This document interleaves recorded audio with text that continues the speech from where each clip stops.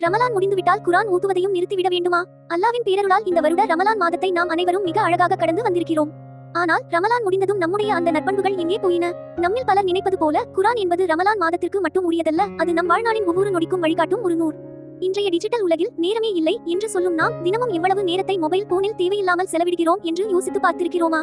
Reels பார்ப்பது, சமூக வலைத்தளங்களில் ஸ்க்ரோல் செய்வது, ஆன்லைன் கேம்ஸ் விளையாடுவது, இப்படி மணிக்கணக்கில் மொபைல் திரையை பார்த்துக் கொண்டிருக்கும் நாம் அல்லாஹ் நமக்கு தந்த ஆயுளில் அவனுடைய வேதத்திற்காக எவ்வளவு நேரத்தை ஒதுக்குகிறோம்? நம் கையில் இருக்கும் அதே மொபைல் போனை நமக்கு தீமையாக மாற்றாமல் நம் மறுமையின் வெற்றிக்கான வழியாக மாற்றினால் என்ன? உங்கள் மொபைல் போனில் வீணாக கழியும் நேரத்தில் தினமும் வெறும் 30 முதல் 45 நிமிடங்கள் ஒதுக்கினால் போதும். நீங்கள் இருக்கும் இடத்திலிருந்தே உங்களுக்கு வசதியான நேரத்தில் ஆன்லைன் மூலமாக மிக எளிதாக குரானை முறைப்படி கற்றுக்கொள்ளலாம். நீங்கள் குரானை ஆரம்பத்திலிருந்து, அதாவது காயிதா கற்க வேண்டுமா? அல்லது தஜ்வீத் சட்டங்களுடன் ஊத்த பழக வேண்டுமா? உங்கள் பிள்ளைகளுக்கு மார்க்க கல்வியை கற்றுக் கொடுக்க விரும்புகிறீர்களா? உங்களுக்காகவே எங்கள் ஆலஷ் அகாடமி ஆன்லைன் வகுப்புகளை மிகச்சிறந்த முறையில் நடத்தி வருகிறது. இனி நேரமில்லை என்ற சாக்குப்போக்கு வேண்டாம். மொபைல் போன் பழக்கத்தை குறைத்து குரானோடு நம் இதயங்களை இணைப்போம். இன்றே உங்கள் இலவச டெமோ வகுப்பை பதிவு செய்யுங்கள்.